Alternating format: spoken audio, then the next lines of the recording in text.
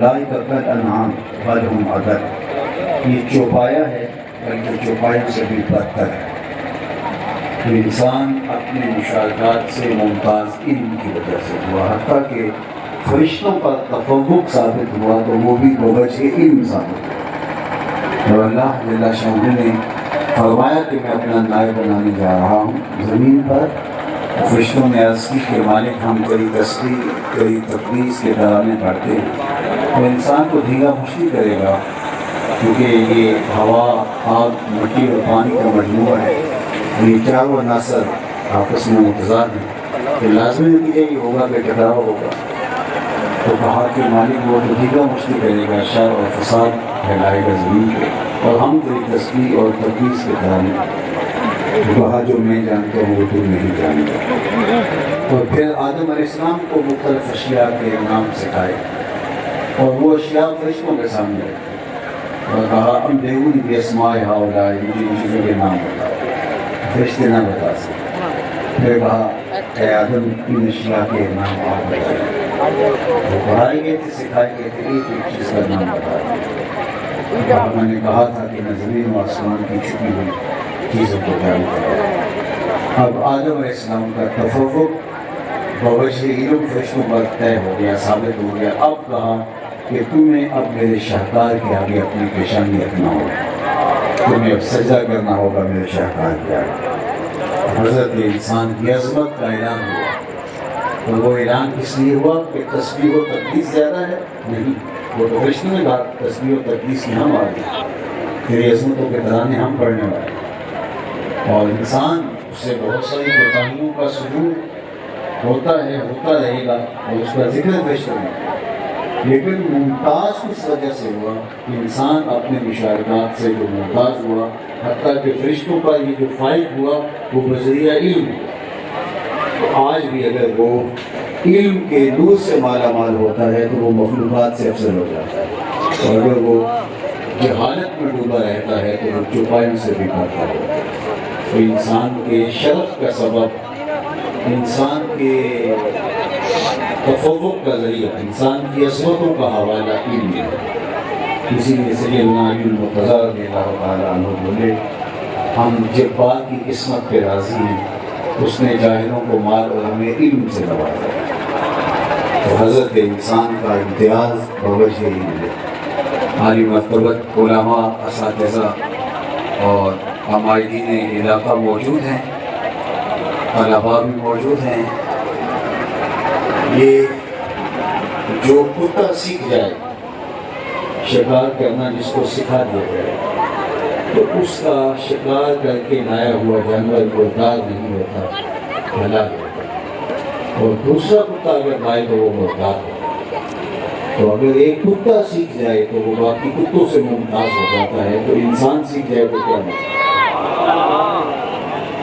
حضرت امام فخر الدین رازی نے تفسیر کبیر میں لکھا کہ حضرت سلیمان علیہ السلام نے جب وادی نمل میں چونٹیوں کو یہ کہتے ہوئے سنا کہ جلدی جلدی اپنے بلوں میں داخل ہو جاؤ، اللہ کے نبی کا لشکر تمہیں بے خبری میں کچلنے لگا۔ واقعہ آپ کے ذہن نشین ہے، صرف اشارہ کرنا مقصود ہے۔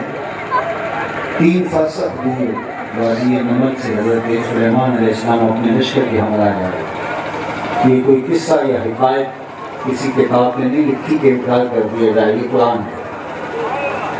تو دور سے چونٹیوں نے لشکر سلیمان کو آتے ہوئے دیکھا تو وہ کہنے لگی کہ جلدی جلدی اپنے دلوں میں داخل ہو گئے۔ ان کی جو سردار کی چونٹی، اس نے کہا جلدی جلدی اپنے دلوں میں داخل ہو جاؤ، اللہ کے نبی کا لشکر بے خبری میں تمہیں کچل نہ ڈالے، یعنی تم کا التفات نہ ہو، توجہ نہ ہو، اور تم پاؤں تلے آ کے روی جاؤ۔ ظاہر ہے کہ وہ ایک ہدف کی طرف نظر جمائے سرپٹ بھاگ رہے ہیں اپنی منزل کی طرف، اور تم عدم التفات کی وجہ سے پاؤں کے نیچے آ کے روی جاؤ گی، تو بہتر ہے اپنا دفاع خود کر لو اور دلوں میں داخل ہو۔ یہ چیزیں نے اپنی ہمجولیوں سے کہا، اور حضرت سلیمان علیہ السلام 3 فرسخ 9 میل تقریباً دور تھے، اور انہوں نے چونٹی کی اس بات کو سنا اور قرآن نے کہا فَتَبَسَّمَ ضَاحِكًا مِنْ قَوْلِهَا، حضرت سلیمان مسکرا پڑے اس چونٹی کی بات کو سن کر کے۔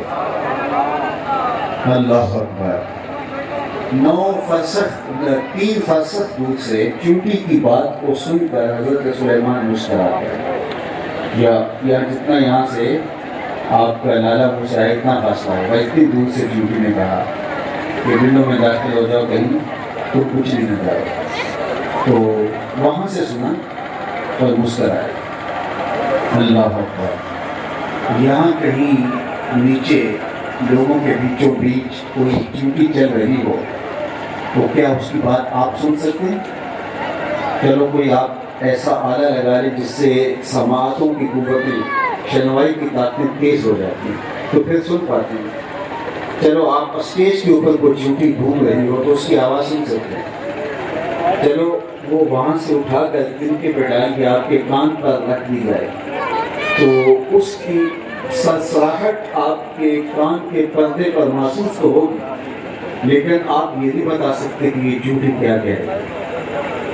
تو قرآن کہتے ہیں فَتَبَسَّمَ ضَاحِكًا مِنْ قَوْلِهَا، چونٹی کی بات کو سن کر حضرت سلیمان علیہ السلام مسکرا دیے۔ تو یہ مسکرانا آپ کا جو تھا وہ اس کی اس بات پہ تھا، اور وہ 9 میل دور سے جو ہے وہ 3 فرسخ دور سے جو ہے وہ اپنی ہمجولیوں سے کہہ رہے ہیں۔ آپ جویات کے ماہرین کہتے ہیں چونٹی کے منہ میں زبان بھی ہوتی تو پھر وہ بات کیسے کرتی ہے؟ ایک تو یہ ہے کہ جب چونٹی نے ڈیٹا ٹرانسفر کرنا ہوتا ہے تو وہ دوسری چونٹی کے منہ کے ساتھ منہ لگاتی ہے تو اپنے لعاب کو اس کے منہ میں ڈالتی ہے۔ کبھی آپ نے چونٹیوں کو ایسے جڑ کے بات کرتے دیکھا ہوتا ہے، تو اس سے جو ہے وہ اپنا ڈیٹا ٹرانسفر کرتی ہے۔ یا پھر اس کے سامنے والے حصے پر 3 حصے ہوتے ہیں چونٹی کے، سامنے والے حصے پہ مہین سے باریک سے 2 بال ہوتے ہیں، ریشے ہوتے ہیں، ان بالوں کو رگڑتی ہے، اس رگڑنے سے جو آواز پیدا ہوتی ہے اس سے وہ اپنی ہمجولی کو میسج دے رہے ہیں۔ اللہ کے نبی کی شان یہ ہے کہ 3 میل دور سے 3 فرسخ دور سے 9 کلومیٹر دور سے چونٹی کے 2 بالوں کے رگڑنے سے جو آواز پیدا ہوتی ہے اس آواز کو سنتا بھی ہے اور اس سے جو مفہوم نکلتا ہے اس کو سمجھتا بھی ہے۔ اور یہ اس نبی کی شان ہے جو مسجد اقصیٰ میں مقتدی بن کے تیرے نبی کے پیچھے کھڑا تھا۔ جب مقتدی کی یہ شان ہے تو مقتدا کی شان کا کبھی بھی نبی کے حواس کو اپنے حواس پہ قیاس کرنے کی بدکاری نہیں کی۔ اللہ نے نبیوں کو جو حواس عطا کیے ہیں، جو سماعتیں دی ہیں، جو بصارتیں دی ہیں، یہ انہیں کی شان ہے۔ اسی لیے میرے حضور نے ارشاد فرمایا انی ارا ما لا ترون واسمع ما لا تسمعون، جو میں سنتا ہوں وہ تم نہیں سنتے، جو میں دیکھتا ہوں وہ تم نہیں دیکھتے۔ حضرت سلیمان نے اس چونٹی کی اس بات کو سنا بھی اور اس بات کو سمجھا بھی اور اس پہ مسکرائے بھی۔ فَتَبَسَّمَ ضَاحِكًا مِنْ قَوْلِهَا۔ اب امام رازی نے کیا کہا؟ آپ اس آیت کریمہ کے تحت فرماتے ہیں کہ اس چونٹی کو قیامت تک آنے والی چونٹیوں کا سردار بنا دیا۔ کیوں؟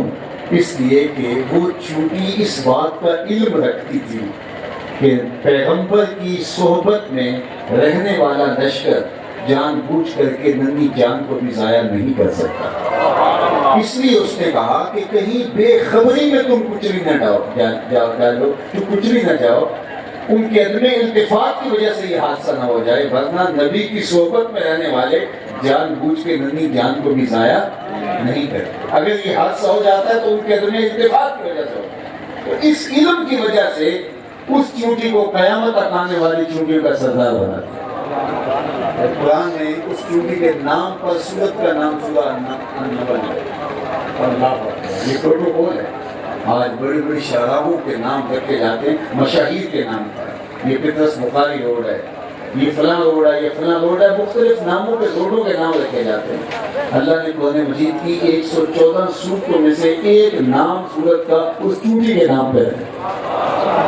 اللہ اکبر۔ تو وہ اس بات کا شعور و علم رکھتی تھی کہ نبی کی صحبت میں رہنے والا لشکر جان بوجھ کے ننھی جان کو بھی ضائع نہیں کر سکتا۔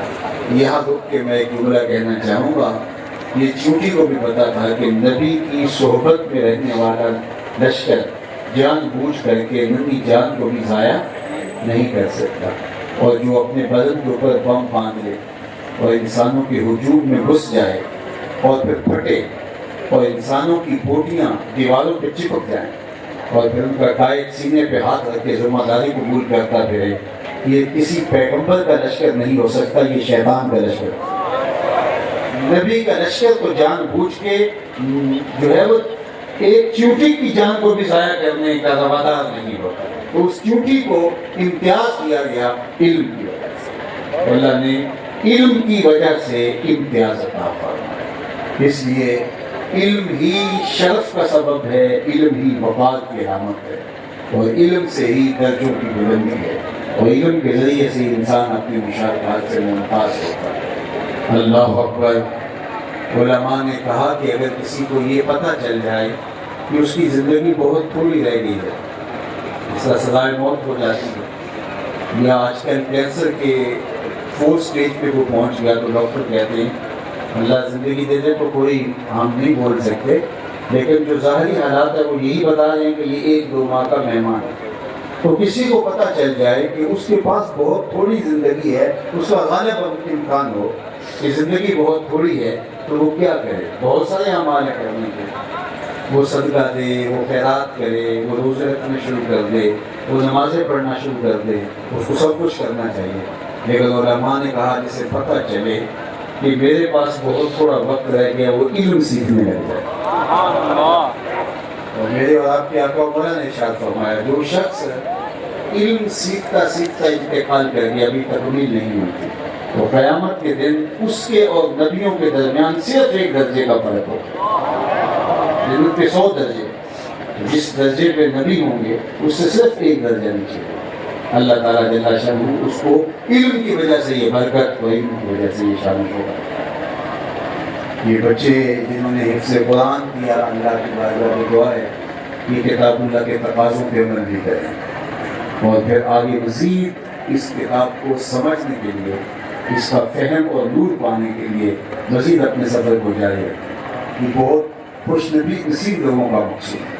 پچھلی امتوں میں کتاب اللہ کے حافظ صرف پیغمبر ہوتے ہیں، پیغمبروں کے علاوہ کسی کو یہ اعزاز نہیں ہوتا تھا کہ وہ پوری کتاب کے عالم ہیں، اسی لیے ان کتابوں میں تحریف راہ پا گئی۔ اگر ساری کتاب کے حافظ ہوتے تو ایسا نہ ہو پاتا، لیکن اس امت کو اللہ نے یہ اعزاز دیا ہے کہ 7 سال کا بچہ بھی ہے پورا قرآن سمجھنے والا۔ سبحان اللہ۔ اللہ نے یہ اعزاز دیا، یہ فخر اس امت کے اوپر یہ لازم ہے کہ اس میں حافظ موجود رہے، تاکہ قرآن مجید کی حفاظت کا جو ظاہری انتظام ہے وہ پورا ہوتا ہے، ورنہ اللہ نے اس کی حفاظت اپنے ذمہ کرم کے لیے۔ تو خوش نصیب بچے ہیں جنہوں نے حفظ قرآن کی سعادت پائی، اور خوش نصیب ہیں ان کے والدین کہ جن کے بیٹوں نے حفظ قرآن کی سعادت پائی۔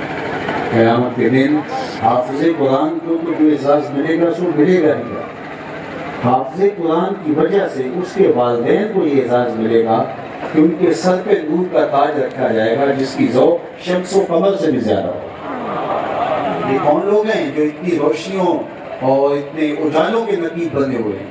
تو کہا جائے گا یہ حافظ قرآن کے والد صاحب آ رہے ہیں کہ اس کے چہرے سے اور اس کے سر پہ رکھے ہوئے نورانی تاج سے جو نور نکل رہا ہوگا وہ سورج اور چاند سے بھی زیادہ روشن اور زیادہ اجالے بانٹ رہا ہوگا۔ تو کیا پھر کہنے ہوں گے حفاظ کے والدین کے اور حفاظ کے اساتذہ کے، اور وہ لوگ جنہوں نے معاونت کی اداروں کے اندر، جنہوں نے معاونت کی، مال پیش کیا اور یہ کام آسان ہو گیا، ظاہر ہے اس کے لیے اخراجات اٹھتے ہیں، کتنے لوگ اپنے کام کاج چھوڑ کے اس کام کے لیے وقت ہوتے ہیں، ان کے گھروں کی کفالت اپنے ذمہ کی۔ تو خوش نصیب ہیں وہ لوگ کہ جو اس کام کے اندر اپنے آپ کو لگا دیتے ہیں۔ اللہ کے محبوب علیہ السلام نے ارشاد فرمایا کہ سو اس حال میں کرنا کہ تو عالم ہو، اور اگر یہ نہیں کر سکتا تو اس حال میں سب کرنا کہ تو علم سیکھنے والا ہو، اور اگر یہ بھی نہیں کر سکتا تو اس حال میں سب کرنا کہ تو علماء کی صحبت میں بیٹھنے والا ہے، اور اگر یہ بھی نہیں کر سکتا تو اس حالت کے اندر تو اٹھنا اس حالت میں کرنا کہ تو علماء کے ساتھ محبت کرنے والا ہے۔ اور پھر فرمایا وَلَا تَكُنِ الْخَامِسَ، 5واں نہ بنا، اگر 5واں بنا تو ہلاک ہو جائے۔ تو آج بہت سارے لوگ ہیں جو 5 پہ بن جاتے ہیں، نہ تو وہ خود عالم ہوتے ہیں، نہ متعلم ہوتے ہیں، اور نہ ہی وہ علماء کی صحبت میں بیٹھ کے ان کی برکات کو حاصل کرتے ہیں، اور نہ ہی یہ کہ ان علماء کے ساتھ محبت کا ربط رشتہ استوار کرتے ہیں، اور وہ 5 پہ بن کر کوئی تنقید کا جملہ اٹھا لیتے ہیں اور جس کے نتیجے کے اندر وہ اپنی ساری زندگی اس پہ برباد کرتے ہیں۔ یہ بات ذہن میں رکھیے، حافظ ہوں یا عالم ہوں، یہ فرشتے نہیں ہوتے، یہ بھی ہمارے جیسے گوشت پوست کے بنے ہوئے انسان ہوتے ہیں، بہت ساری کوتاہیاں کمیاں ان کے ساتھ بھی ہوئی ہیں، لیکن اللہ نے ان کو جو ڈیوٹی ادا کر دی ہے اور جو ان کو اللہ نے فہم دے دی ہے، جس طرف لگا دی ہے، صبح سے شام تک ایک ہی شو ہے۔ ہمارے بھی اب تو ہم مرکز میں ہیں تو وہاں صرف درس نظامی کا سیٹ اپ ہے، جب ہم مسجد میں ہوتے تھے تو وہاں حفظ القرآن کے بچے تھے، تو اب بھی وہ الگ نظام تو ہے لیکن میرا وہاں آنا جانا نہیں ہوتا۔ تو اس زمانے میں جب میں رات کو لیٹ سفر سے، جس کا آج لیٹ جاؤں گا، تو رات لیٹ سفر سے جاتا تو میں مسجد میں داخل ہوتا، گھر جانے کے لیے مسجد کے گھر سے گزر کے جانا ہوتا، تو میں دیکھتا کہ اندھیرا ہے، جس کا رات بعض کا لوگوں کو نیند میں بولنے کی عادت ہوتی ہے، تو میں دیکھتا کہ کہیں کسی کونے سے قرآن مجید کی پڑھنے کی آواز آئی اور اندھیرا ہوتا، تو میں لائٹ جلاتا تو میں دیکھتا کوئی بچے سوئے ہوئے قرآن پڑھ رہے ہیں۔ یہ کتنے خوش نصیب ہیں جن کی خوابوں میں بھی قرآن چلتا ہے، جن کی خوابوں کے اندر بھی قرآن کی تلاوت اور قرآن کے اندر بھی چلتا ہے، تو یہ خوش نصیب۔ ان کی کوتاہیوں سے درگزر کرنا چاہیے، عمر ہوتی ہے، ہمارا بچہ شرارت کرے تو ہم کیوٹ کہتے ہیں، بڑا کیوٹ بچہ ہے، اور ہمارے ہی محلے کا اسی عمر کا بچہ حفظ کر رہا ہو، وہ شرارت کرے تو ہم کہتے ہیں لوگ حافظ صاحب نے شرارت کی ہے، اور پھر اس کو پھیلا کر کے جو ہے وہ ایسا ماحول کہتے ہیں جس طرح اس نے وہ کفر کر دیا، حالانکہ عمر ہے ہی، بچہ شرارت نہ کرے تو تعجب ہونا چاہیے کہ یہ بچہ ہے تو شرارت کیوں نہیں کر رہا ہے، اس کو ڈاکٹر کے پاس لے جاؤ، بچے کی فطرت تو تباہ کر رہی چیز ہے، لیکن ہمارا اپنا بچہ شرارت کرے تو کیوٹ کہلاتا ہے، لیکن اگر حافظ قرآن اس عمر میں بچہ شرارت کرے تو ہم کہتے ہیں جی اس کو تو بالکل سنجیدہ ہونا چاہیے، 80 سال کے بزرگ کی طرح۔ یہ ہماری جو ہے وہ ہمارا ظلم ہے، اس عمر کے بچوں کو بھی بچہ ہی سمجھنا ہے، اور یہ بچہ اس عمر کے اندر قرآن سیکھ رہا ہے، یہ اس کا ہے پلس پوائنٹ جس کے اوپر ہمیں اس پر محبت کرنی ہے۔ باقی وہ بچہ ہمارے بچے کی طرح ہی ہے، باقی بچپنا تو اسی طرح اس کے دل دماغ میں آ سکے، اور اس وجہ سے اس سے جو اس طرح کا کوئی وقت صادر ہوتا ہے اس سے ہم خام خواہ ناراض اور بگڑنے کی کیا ضرورت ہے، اس سے بھی یوں ہی لطف اندوز ہوا جا سکتا ہے جس کا اپنے بیٹے سے اور اپنے بچے سے لطف اندوز ہوتے ہیں۔ اس کی تو ویڈیو بنا کے ساری فیملی کے گروپ کے اندر ڈالتے ہیں کہ یہ دیکھو اس نے کیسی رات کی، اور اپنی جو ہے وہ حافظ قرآن بچہ اس سے مشارت ہو جائے، کون ہوگا جو وہ پورا محلہ اور پوری گلی اور پورا بازار اور گاؤں سر کو اٹھا لیتا ہے۔ ہمارے استاد ہمارے کہتے تھے کہ وہ ایک مدرسہ تھا جس میں بچے پڑھتے تھے قرآن مجید، تو وہ چھوٹی عمر کے سارے، یہ عمر ہوتی بچپنے کی یا کھیل کود کی عمر ہوتی ہے، تو وہاں ایک بوڑھا شخص تھا جو سارے امور دنیا سے فارغ ہو چکا تھا، ریٹائرمنٹ لے لی، بچوں کی شادیاں کر دی، اب اس نے اپنے آپ کو وقف کر دیا اس بچوں کی خدمت۔ وہ کہتا تھا میں تو ان بچوں کی خدمت کروں گا، نوکری کروں گا، کیونکہ اب میں نے بچوں کی بھی شادیاں کر دی، اپنی ذمہ داریاں بھی، حج بھی کرایا، اب یہی میرا شوق۔ اور وہ بڑی محنت کرتا، کبھی ٹیچر کے دستر اپنی کمر پہ ڈال کے لا رہا ہوتا، کبھی ہاٹی کی بوئی اٹھا کے لا رہا ہوتا، فی سبیل اللہ، کوئی جذبے ایسے لوگ ہر دور میں موجود ہیں۔ تو بچے تھے تو انہوں نے اس کا نام ڈال دیا حمار، گدھا۔ جب بھی کوئی بات ہوتی، بھوک لگی ہوتی، ٹائم ہو جاتا، کہتے بس ابھی وہ ہمارا حمار گیا ہوا ہے، گدھا گیا ہوا ہے، تو سامان لے گئے گا تو روٹی ملے گا۔ ایک دن اس کو کسی نے بتایا کہ یہ جن کی تو خدمت کرتا ہے یہ تجھے گدھا ہے، حمار گیا۔ ظاہر انسان ہے، بشر ہے، اس سے بڑا غصہ ہے، سب کچھ چھوڑا گھر چلا گیا، کہا میں تمہاری نوکری کروں، میں کوئی پیسے نہیں دیتا تو مجھے حمار کہتے، تو روٹ گیا، ناراض ہو کے گھر چلا گیا۔ خیرات پڑی، سویا تو خواب میں محشر کا منظر جاتا ہے، تو کیا دیکھتا ہے کہ وہ چھوٹے چھوٹے بچے وہ حافظ، تو ان کو جنت کا حکم ہو جاتا ہے، تو وہ مچلتے ہیں، کہتے ہیں نہیں اللہ ہم نے اتنی دیر تک نہیں جانا جب تک ہمارا گدھا ساتھ نہیں جائے، ہم نے اس کے ساتھ ہی جانا ہے، وہ ہمیں کھانا دے رہا ہے۔ تو وہ اٹھا، صبح پہلی فرصت میں آ گیا، اور آگے پھر جائے جو ہے وہ گولی کھا کے آگے کا تو مجھے گدا کہو، مجھے ہمار کہو، مجھے کھوتا کہو، میں نوکری تمہاری ہی کروں گا، اس لیے کہ تم جیسے بھی ہو اللہ رسول کے پیارے ہو۔ اللہ اکبر۔ تو یہ بچے، یہ جنت کی چڑیاں، یہ جنت کی چڑیاں ہیں، یہ جو بچے ہوتے ہیں اسافیر الجنہ ہیں، تو ان کے ساتھ پیار کیجیے، ان کی دعائیں لیجیے، اور ان کے بچپنے کی کوتاہیوں سے لطف اندوز نہیں ہو سکتے تو درگزر ضرور کیجیے۔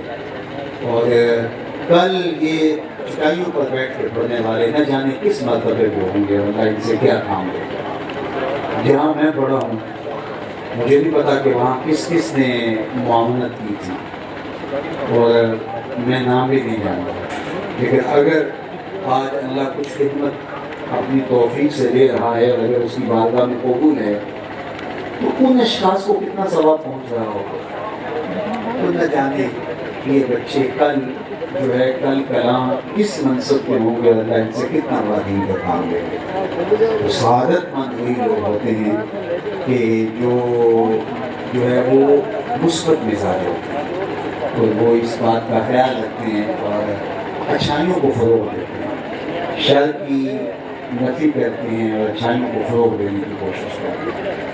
مجھے یہ جب سے یہ آئے ہیں 3-4 سال ہو گئے، تو بارہا انہوں نے کہا کہ یہاں کوئی تقریب کرنی ہے، تو میں نے بارہا یہ ارادہ بھی کیا کہ ضرور، کیونکہ جہاں جہاں ہمارے اسلامی سینٹرز قائم ہیں تو میرا جانا گاہی گاہی رہتا ہے، تو یہ تو اتنا دور بھی نہیں تھا، لیکن کسی وجہ سے مصروفیات بن جاتی اور میں نہیں آ پایا، تو بھی مجھے ہفتے کے دن جو ہے وہ بتایا گیا کہ بہت زیادہ اثرار ہے، تو میں نے کہا کہ ٹھیک ہے، میں جمعرات کو برائزی اپنے آپ سے رکھتا ہوں، میں جمعرات پر مرکز نہیں ہو جاتا، تو اللہ کا شکر ہے کہ آج تکلیف ہوئی تو مجھے دیکھ کر کے وہ کیمپی پر رکھوں، ایک چمن آباد ہے، ایک خوشبو پھیلی ہوئی ہے، کتنے بچوں نے اس دوران کی سعادت پائی ہے۔ میری دعا ہے کہ اللہ تعالیٰ عزیز الجلال کو اور برکتوں سے نوازے، ان کی اہلیہ بھی کے ساتھ دست و بازو ہیں کی، اور اس علاقے کی بچیوں کے لیے وہ خیر کا قرآن مجید کے پیغام کے فروغ کا ذریعہ ہے۔ اللہ ہماری اس بیٹی کو بھی جزائے خیر عطا فرمائے، اور ہمارے جو اس جگہ کے وقف کنندہ ہیں اور جو معاونین ہیں، اللہ سب کو جزا دے۔ بلکہ میں کہتا ہوں جو گزرتے ہوئے محبت کی نظر سے دیکھ کے گزر بھی جاتے ہیں، اللہ ان کو بھی جزا سے معلوم کرتے ہیں۔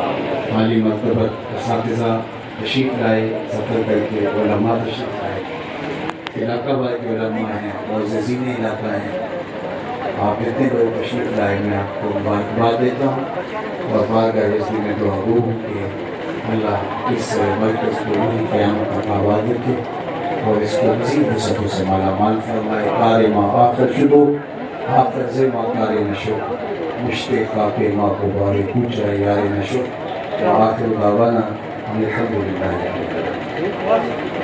اللہم صلی علی سیدنا مولانا محمد وعلی الجود والکرم وعلی وصحبہ وسلم۔